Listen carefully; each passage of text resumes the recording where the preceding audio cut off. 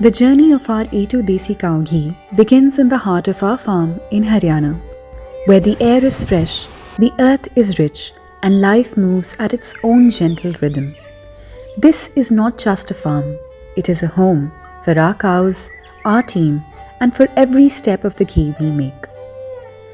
Our cows roam freely across sprawling pastures at 8 am, grazing on hara chara, the lush green fodder grown on soil fertilized with cow dung. Every blade of grass, every handful of fodder is grown and harvested with care, ensuring that what our cows eat is pure, natural, and nourishing. The cows here are more than livestock, they are our family. We know each of them by name, by personality, and by their little quirks. Some are playful in the morning, some enjoy being petted, and in return, they give us milk that carries the health benefits of their care and the land they graze upon. Feeding is a ritual in itself. Each day begins with the calves. We feed them first because they are the youngest and need the most nourishment, but because we believe that a healthy calf grows into a strong, happy cow. Only after the calves are fed, nurtured, and comforted do we begin to milk the cows. And even then, every cow is approached with patience, love, and gentle hands.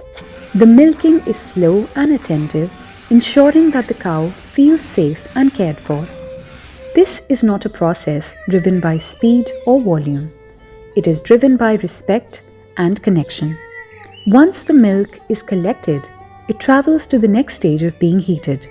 But before that, every matka is washed and readied, every vessel cleaned and purified. For the milk is precious and hygiene is the most important step to ensuring the purity of our A2 Desi cow ghee. We follow the time-honored practices and heat our milk in a doodh ka hara made using cow dung, a method that is deeply rooted in tradition and deeply eco-friendly, connecting us to the earth in a cycle that honors both nature and culture. The milk is gently heated for more than 8 hours until it reaches that reddish pink hue. Then comes the addition of our in-house curd culture, or as we like to call it, jamun. This sets the milk into curd overnight, thick and velvety, laying the foundation for the ghee to come. The next morning, ice is added to this fresh curd.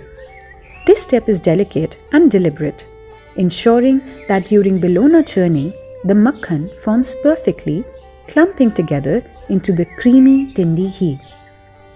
Then begins Bilona churning. Hour after hour, the mixture is turned and churned. Slowly, gradually, the tindi ghee or butter separates and leaves behind the protein-rich lassi that is as delicious as the ghee. This tindi ghee is then gently heated for 6 to 7 hours.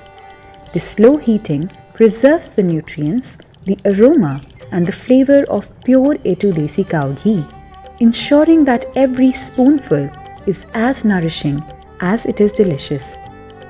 It's an everyday Desi Indian tradition to have butter or tindi ghee with warm rotis for breakfast. This tindi ghee can be melted for 10 to 15 minutes and can be converted into A2 Desi cow ghee, the purest Indian superfood for kids and adults alike. That's delicious, power-packed with nutrients, and a part of everyday meal in every Indian household. The ghee is then cooled and carefully packed into our glass jars, ready to leave the farm. But it carries more than just that.